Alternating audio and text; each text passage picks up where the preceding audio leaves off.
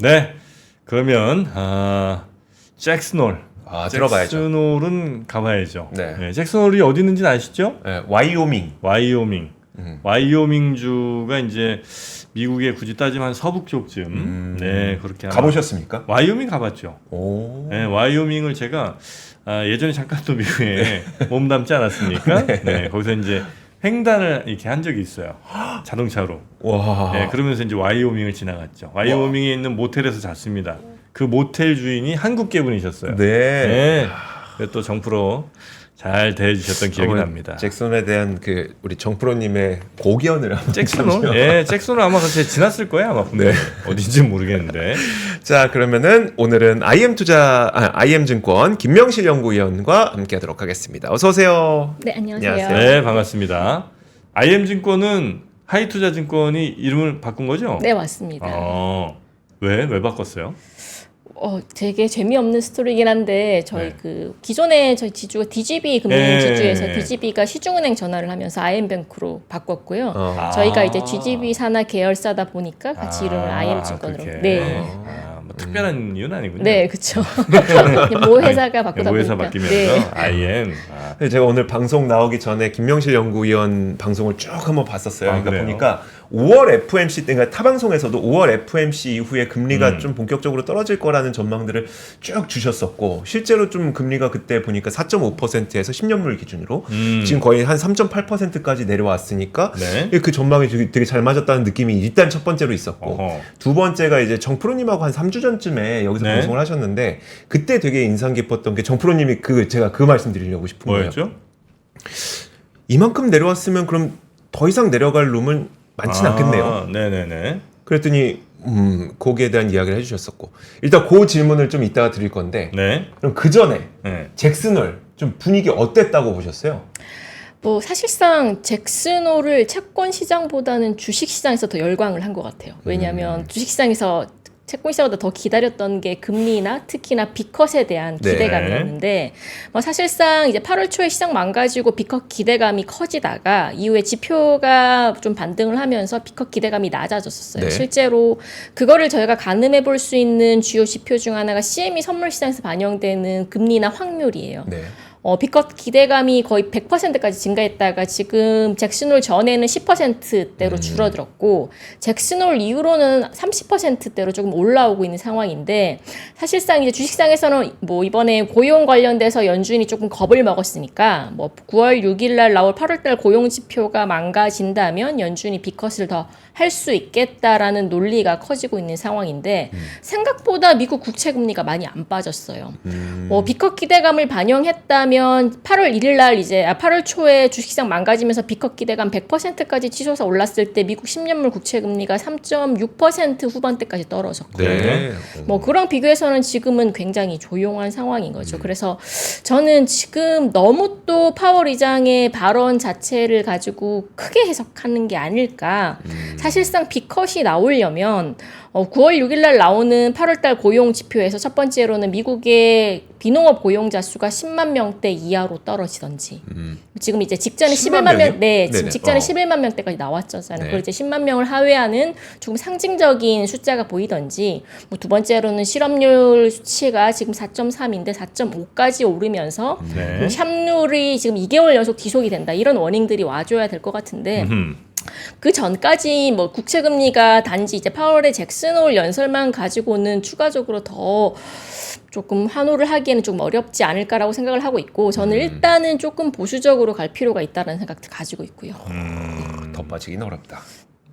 일단 9월 6일 전까지는 그렇습니다. 그럼 9월 6일에 아까 말씀하셨던 10만 밑으로 나오지 않으면 불안감이 커져야 아니면 그냥 아예 그냥 이제 25, 예상을 했으니. 네, 그렇죠. 지금 시장에서 가장 큰 컨센서스는 연내 3회요. 25bp씩 천천히 하지 않을까라는 게 저는 가장 무난한 시나리오가 보는 거고 오히려 만약에 9월 달에 B컷을 한다. 그럼 그 전에 이제 고용 지표가 망가져 있겠죠. 물가는 뭐 계속 쭉쭉 빠질 거고.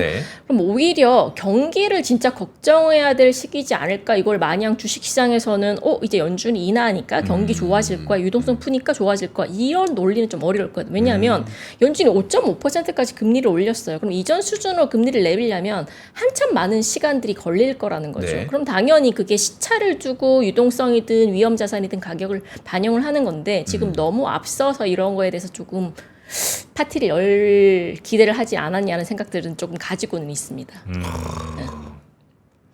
아 그래요. 그러면 이번에는 하여튼 비컷은 저는 이제 비컷은 나올 거라고 보고 있거든요. 이제 고용이 망가진다고 생각을 하시는 네. 거고요. 네. 고용이 좀 덜 망가져도 덜 망가져도. 덜 망가져도 비컷은 조금 피할 수 없는 분위기가 됐다. 여기는 저는 이제 정무적 판단을 또 하고 있습니다. 네. 네. 놀랍죠? 네, 뭐 이제 좀 부정적으로 네, 보시는구나. 시각들이 다 다르시긴 네. 한데 일단은 저는 채권시장에서는 파월 의장이 이렇게 발언을 했음에도 불구하고 미국 국채 금리가 빠지지 않고 있다는 부분들은 분명 이제 조금 앞선 기대들이 커지지 않았을까라는 생각들인 거고요. 채권 시장에서는 우리가 생각했던 거 확인했다 요 정도 느낌인 거예요? 맞습니다. 네. 어차피 연준이 올해 9월 달에 금리 인하를 할 거다라는 건 모두 다 알고 있었던 예. 사실이었던 거고 이제 주식시장에서는 그냥 8월 초처럼 비컷에 대한 그런 기대감들이 커진다면 위험자산 입장에서는 뭐 주가에 긍정적인 방향성을 주겠죠. 이제 연준이 금리를 내리는 거를 네. 시작을 하는데 그걸 조금 화끈하게 네. 내리는 쪽으로 방향성을 가지니까. 근데 뭐 생각보다 천천히 진행될 가능성들도 조금 생각해 봐야 되지 않을까라고 생각이 들고 있고요. 근데 제가 이제 그 언론이나 이런 보도를 통해서 보면 최근 들어 미 국채에 대한 개인 투자자들의 관심이 굉장히 많이 올라간 것 그렇죠. 같거든요. 네. 근데 지금 최근이라고 하는 건 거의 지금 이제 우리가 그러니까 자본 투자, 그러니까 자본 수익률 측면에서 먹을 수 있는 룸이 많이 줄어든 상태인 거잖아요. 네. 그럼 별로 안 좋은 거 아니에요? 최근이기보다는 사실상 미국 국채에 대한 개인 투자자들이 관심 있는 건 2022년도 하반기부터였어요. 네. 그때부터 개인 투자자들의 미국 국채 잔고들이 의미 있게 늘어나기 시작했고 국내도 마찬가지고요. 네. 그때 이제 연준이 금리를 올리면서 개인들이 그동안은 채권 투자를 하면서 얻을 수 있는 건 안전자산에 대한 수혜였잖아요. 네. 근데 이전과는 다른 금리 수준을 보다 보니까 높은 이자율과 시세 차익을 같이 얻을 수 있다는 메리트가 작용을 해서 개인들의 투자 관심도가 늘어났던 거고 특히나 이제 미국 국채를 미국 자국인만 사는 게 아니잖아요. 외국인들의 미국 국채 선호들도 늘어났어요. 보시면 아시겠지만 지금 국내에 설정된 미국 국채 관련 ETF들도 상품들이 굉장히 셀렉션이 다양해지고 네. 있거든요. 그래서 뭐 이런 부분들은 이미 2022년도 하반기부터 진행이 됐던 거고 그때부터 지금까지 그때 이제 초반에 미국 국채를 사셨으면 굉장히 큰 수익률을 얻었었겠죠.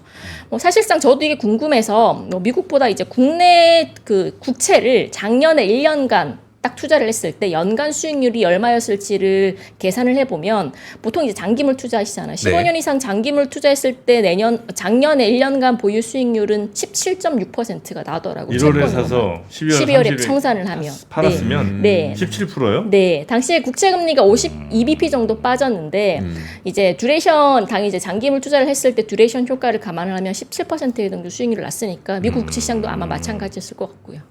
그래서 제 질문은 지금은 좀 늦은 거 아니냐? 미국채로. 미국 국채를 사는 것도 미국 국채가 한 종목만 있는 건 네, 아닙니다. 그렇군요. 아시다시피 이제 1년물도 있고 1년물 미만도 있고 장기물도 있는데 장기물 투자는 조금 조심스러워요. 금리가 많이 빠지기도 했었고 이제부터 연준이 금리를 내린다면 장기물보다는 단기물이 더 많이 빠지겠죠. 네. 통화 정책이 영향을 받는. 그럼 단기물 구간 같은 경우는 이제부터 연준이 금리를 내릴 거고 내년도에 한 3.5%까지 금리 인하를 한다고 하면 뭐 당연히 이런 부분들 반영해서는 충분히 메리트가 있을 것 같은데 장기물 이 메리트가 있으려면 경기가 박살이 나야 돼요. 물론 이거는 채권 시장에서 가장 기대하는 부분인 건데 그렇게 되면 안 되잖아요. 네. 그래서 경기의 리세션 또는 이제 경기가 둔화폭이 생각보다 뭐 파월이 장담하는 연착륙이 아니라 경착륙이 진행될 수 있다는 논란이 생기면 장기물도 혜택을 얻을 건데 그게 아니라면 펀더멘털 단에서도 딱히 메리트가 장기물은 일단 없고 두 번째로는 발행 압력이 있어요. 어쨌거나 미국은 재정 적자로 이제 정부 부채를 늘려가지고 계속 재정을 운용하는 상황이기 때문에 네. 뭐 지금 일각에서는 그거를 단기가 아니라 중장기물로 계속 발행을 해서 운용을 해야 된다라는 논리들이 커지고 있어요. 네. 뭐 이제 뭐 안정성 차원에서 그러면 네네. 장기물에 대한 공급량들은 계속 늘어날 수밖에 없고 수요와 공급 측에서 공급이 늘어나면 가격은 가격은 떨어지고 금리는 올라가겠죠. 뭐 이런 베네핏을 장기물로 조금 받을 수 없는 거죠. 혹시 그런 거 상품도 있나요? 그러니까 지금 이제 단기는 떨어질 것 같고 장기는 별로 안 떨어질 것 같은 느낌이잖아요. 네. 요럴 때 단기 금리와 장기 금리의 차이가 줄어드는 거에 베팅하는 상품. 스프레드 상품들도 있습니다. 있어요? 네. 굉장히 다양한 나 상품들이 살래. 그거. 네. 그거 될 것 같은데. 그렇죠. 네, 국내도 스프레드 상품들이 있고요. 그래요? 해외 채권들도 스프레드 상품들이 그거 좀 있습니다. 막 곱하기 3 이런 것도 있습니까? 3배짜리는 제가 없는 걸로 알고 있고 3배짜리는 기본형 상품만 있고 아니면 만드셔도 되잖아요. 어?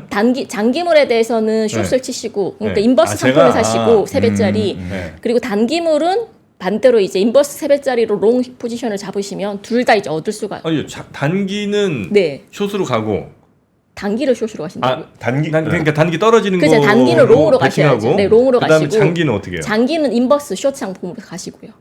장기는 별로 안 변할 것 같은데. 그러면 뭐 중립 상품으로 그럼 3배가 아니라 그냥 네. 기본 1배짜리 사시면 되시잖아요. 중립에도 먹는 게 있어요? 그러니까 올라가면 먹는데 아까 3배짜리를 찾으시니까 아. 그러면 단기에 대해서의 델타를 더 여는 상품이 3배짜리 상품인 거고 장기 같은 경우는 투자를 안 하시는 게 중립이겠죠. 근데 이제 투자를 하실 거면 1배짜리 상품을 사시는 것도 좋은 방법이실 것 같아요. 지금 이거 맞는 것 같으세요? 아닌 것 같으세요?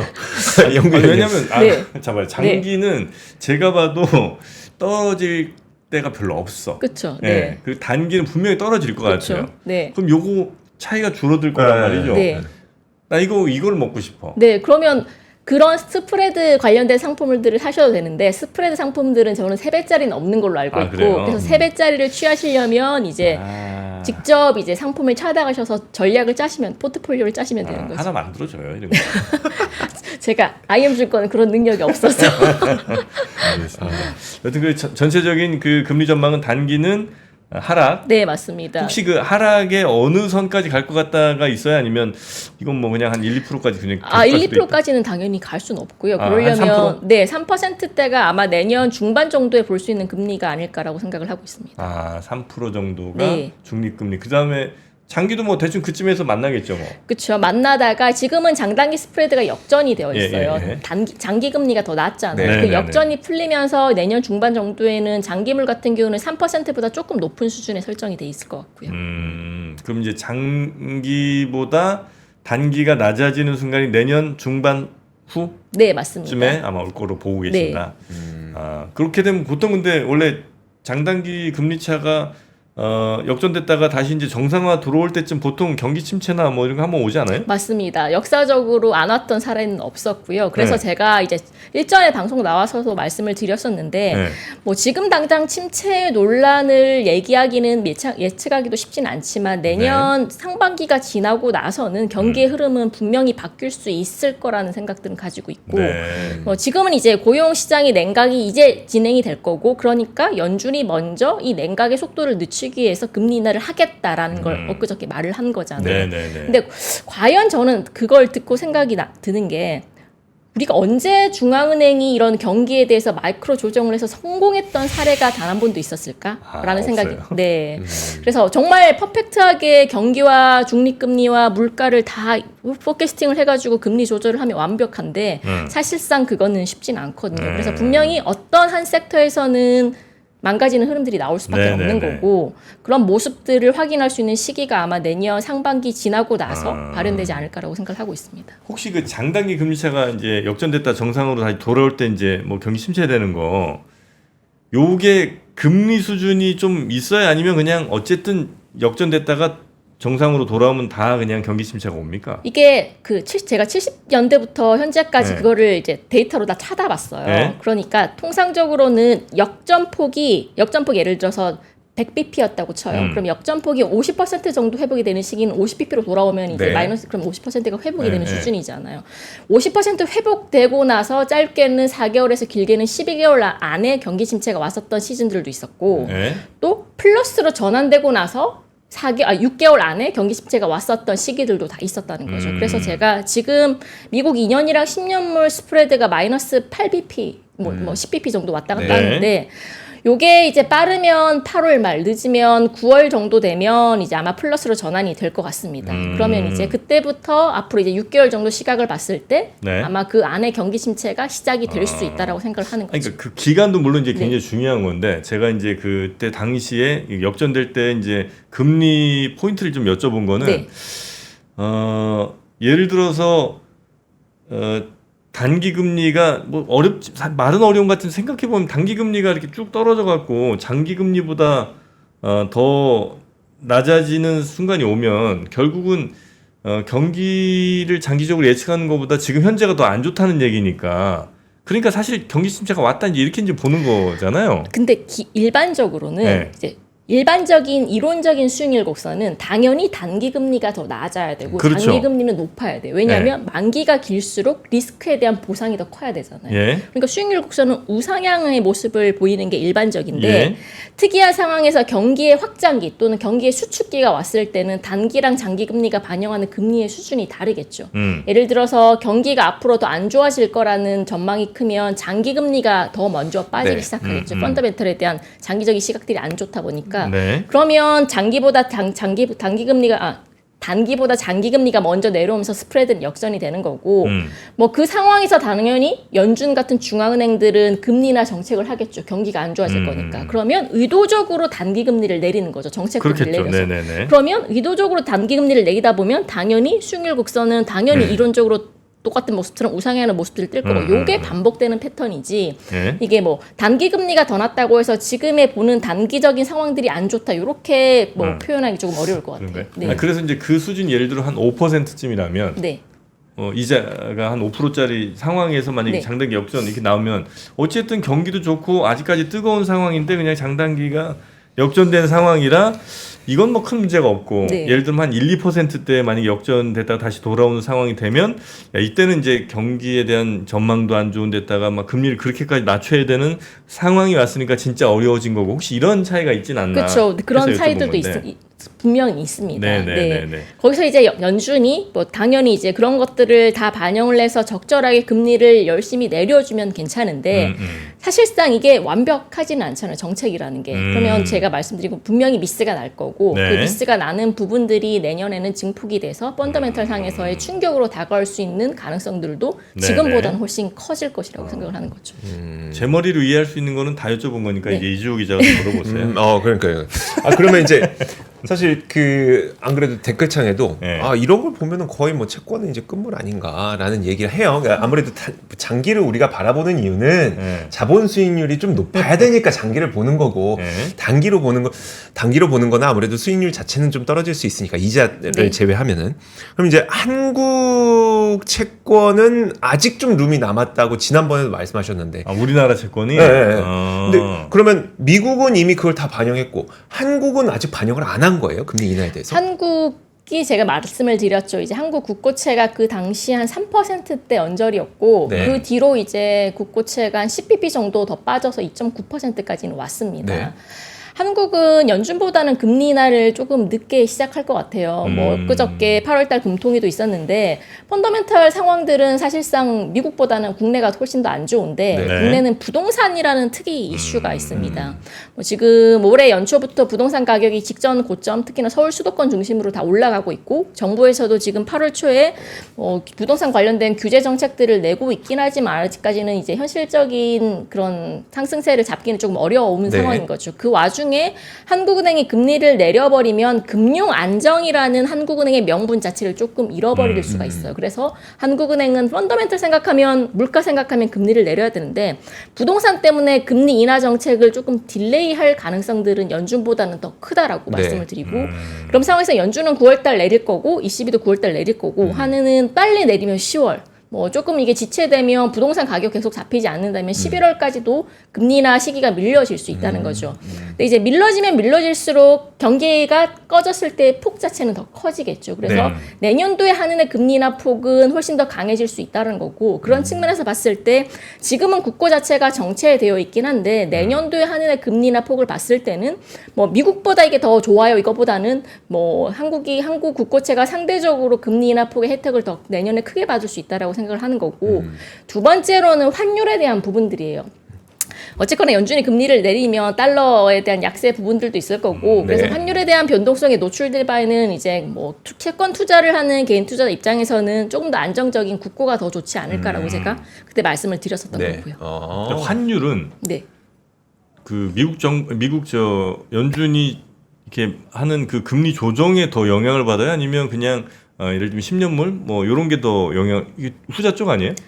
환율은 정책금리에 가장 크게 영향을 받는 정책금리에? 네. 아, 왜냐하면 그래요? 상대적으로 다른 국가랑의 통화 정책의 스타일의 강도에 따라서 달러 대비, 유로 대비 되게 상대적인 국가 환율이다 보니까 기준금리에 제일 영향 많이 그쵸. 받아요. 네, 맞습니다. 그러면 예를 들어 뭐 다음 달이나 이렇게 한 뭐 비컷 한번 나오면 네. 환율도 미국 달러가 많이 떨어지겠네요. 그렇죠. 달러 약세 압박은 지금보다는 더 커질 거고 그게 가장 문제일 것 같아요. 제가 생각하기에는 지금 그래요? 네 얼마 전 8월 초에 엮여 있었던 그 엔캐리 청산 관련된 이슈들도 뭐 재발될 수 있다는 얘기들 나올 수 있는 거고 네. 뭐 아마 뭐 지금 아니 뭐 미국 달러 낮아지면 엔캐리가 다시 뭐 발작을 일으킬 요소가 좀 있나요? 뭐 지금 엔캐리의 발작 전제 자체가 네. 일본 중앙은행은 금리 인상을 갑자기 2번이나 한 거고 올해 네네네. 지금 연준은 아무것도 안 했어요. 근데 이제 그 상황에서의 통화정책의 다이버전스가 시작이 됐던 거죠. 그러니까 과거에 일본의 저금리로 조달을 해서 뭐 각국에 투자했던 자금들에 대한 청산의 이슈가 발생을 했던 건데 네네. 만약에 뭐 두 번째도 있어요. 당연히 이제 일본 은행 입장에서는 과도한 엔저에 대한 부담감들도 있었던 거고 요 두 가지가 아마 작용을 해서 금리 인상을 했을 건데 네. 뭐 그 뒤로 지금 BOJ에서는 금리 인상 한번 충격을 먹고 추가적인 인상은 조금 보수적으로 생각하고 하겠다라고 하다가 또 잭슨홀에서 말을 좀 살짝 바꿨어요. 네. 금리 인상 펀더멘털 여러 개 있으면 더 할 수도 있다라는 식으로 뉘앙스를 좀 바꿨는데 그 와중에 이제 연준은 올해 뭐 9월 때부터 B컷이든 뭐 베비컷이든 금리 인하를 할 거잖아요. 네. 그러면 이제 통화적인 측면에서는 뭐 그 엔캐리 청산에 대한 그런 이슈들, 그러니까 재료들은 작용할 수가 있겠죠. 뭐 일본이 가만히 있더라도 미국 자체가 흔들리다 보니까. 네네. 그래서 이제 이 구조적인 문제 자체는 뭐 8월 초에 단발성으로 끝난 게 아니라 이 구도가 계속 된다면 뭐 청산에 대한 신호들은 계속 나오지 않을까라고 생각을 하고 그래요? 있습니다. 네. 하긴 방향이 점점 더 밑으로 갈 거라고 생각하면 더 그럴 수도 있겠네요. 네. 근데 지금 뭐 시기가 언제가 됐건 간에 원하는 강세, 엔화 강세, 달러 약세 요 방향에 대해서 이견을 제시하는 IB들은 없을 거잖아요. 네. 그러면은 사실 저는 이제 우리나라 입장에서만 봤을 때 한국 채권에 대한 매력도는 그럼 내년에 금리가 떨어질 것이고 원화가 강세가 될 것이고는 외국인들도 그런 걸 생각하면서 우리나라 채권으로 들어옵니까? 너무 좋은 질문이셨어요. 외국인들이 지금 7월달, 8월달 뭐 그 전까지는 현물 채권이라고 일반적으로 저희가 거래를 하는 채권 시장으로 자금들이 계속 들어왔었고 네. 네. 특히나 이제 7월달, 8월달 같은 경우는 선물 시장에서도 외국인들의 자금 매수세가 커지고 있는 상황이에요. 네. 선물은 3년, 10년, 뭐 30년 선물들이 있는데 그만큼 이제 국내 채권 시장에서의 시야 자체가 이제 매력도 자체가 커졌다는 걸 인식을 하고 있고 두 번째로 제가 저번 시간에 와서 말씀을 드렸었는데 WGBI 이슈가 있습니다. 이게 네. 주식시장으로는 MSCI랑 똑같은 거예요. 주식시장에서 선진 종합지수가 MSCI잖아요. 채권시장에서도 선진 채권지수가 WGBI라는 지수가 있습니다. 네. 이게 한국 국고채 시장이 여기에 편입됐던 사례는 단 한 번도 없었는데 네. 2022년도에 처음으로 워치리스트에 등재가 됐어요. 이게 편입됐다는 거 아닌데 우리가 편입을 할지 말지 이제 넣고 검토를 해보겠다라고 발표를 했었고 네. 그 뒤로 사차례 떨어졌어요. 편입에. 근데 떨어졌던 이유가 크게는 두 가지가 있었는데 하나는 국제통합계좌기구가 개설이 안 됐었어요. 네. 외국인들이 원화채권을 사는 그 프로세스 자체가 굉장히 복잡했었던 네. 거죠. 두 번째로는 외환시장 선진화. 얼마 전에 이제 새벽 2시까지 개방이 됐었잖아요. 그게 지금 만족시키지 않아서 이제 편입이 안 됐던 건데 네. 요게 6월 27일이랑 7월 초에 다 통과가 됐어요. 그러면 이제 다음번 편입 심사가 9월 말에 있고요. 그 다음번 편입 심사가 내년 3월 말에 있어요. 이게 연간 두 차례 심사를 하는데 이번에는 아마 편입이 될 수 있겠다라는 기대감들이 커졌고 실제로 외국계 투자 자금들도 그렇게 생각을 할 거예요. 근데 네. 요게 편입이 되면 뭐 어떤 이익이 있을까라고 궁금해하실 거잖아요. 얼마나 들어와요? 대략 50조 원에서 70조 원 사이의 금액들이 약 1년에서 1년 반간 들어오게 돼 있어요. 저희가 아마 편입 인덱스의 한 2.6% 정도로 편입이 되는 걸로 알고 있는데 네. 그 규모로 따지면 50조 원에서 70조 원 사이가 되는 거죠. 이조 기자 콕 집어서 칭찬하신 거 많이 좀 불편했고요. 네, 네. 많이 질투가 좀 났습니다. 그래서 이제 만약에 그 편입이 되게 되면 네. 해외 자금들이 많이 좀 50에서 70조 정도는 들어올 수 있으니 네, 1년에서 1년 반 거쳐서 네, 맞습니다. 그러면 그거는 충분히 좀 메리트가 있는 그런 상황이군요. 네, 맞습니다. 근데 그러니까 이거 그냥 궁금해서 편입 안 될 수도 있어요? 안 될 수도 있죠. 이거는 아무도 예측을 못 하는데 누가 결정해요? 그 FTSE 러셀이라는 그 인덱스 기구에서 결정을 합니다. 아, 그래요? 네, 근데 이제 최근에 들리는 이야기랑 이제 뭐 기재부에서 엄청 많이 노력을 하고 있어요. 뭐 기재부 쪽에서 흘러나오는 얘기를 들어보면 사실상 9월 말은 조금 어려울 것 같고 모든 조건을 다 갖췄지만 조건을 어느 정도 유지를 하는 그런 기관들도 점수에 포함이 되나 봐요. 네. 그래서 내년 3월 말 정도는 거의 100%로 확실시되지 그래요? 않을까라고 보고 있고요. 미리 사야 되겠네. 그러니까. 알겠습니다. 네. 그러니까 이게 신뢰가 되게 중요해서 그런 거죠. 그러니까 트랙 레코드를 좀 쌓아가야 되기 때문에 맞습니다. 시간이 좀 필요한 거죠. 정성적 평가라서 그 신뢰도를 크게 보더라고요. 지금 현재 금액이 전체 얼마인데 한 57조 들어오면 얼마나 들어오는 거예요? 전체 뭐 저희가 기준? 230조 정도 원화 시장이? 채권들, 네, 외국인들이 원화 채권들을 사고 많이 있는데 들어오네. 그 중에서 지금 30%가 넘는 금액이 추가로 보태지는 거잖아요. 그러면 원화 채권 시장에서 그래서 가장 걱정하는 건 지금 채권 시장에서 금리가 올라가고 이 문제뿐만 아니라 뭐 내려가고 문제뿐만 아니라 외국인들이 사줄 만한 채권들이 그만큼 있나? 더 발행해야 되는 게 아니냐? 너무 부족한 게 아니냐? 그래요? 왜냐하면 외국인들이 한꺼번에 일정 종목을 매집하다 보면 그 네. 종목이 과도하게 그렇지. 고평가가 될 수가 있잖아요. 네, 그 네. 문제를 지금 기재부에서 걱정을 하고 있어가지고 오히려 잘 팔리면 어쩌지? 이거 네, 맞습니다. 걱정하고 네, 있네요. 맞습니다. 네. 외국인들이 뭐 좋아? 그 삼성전자 이런 거 좋아해요? 뭐 좋아해요? 아, 채권?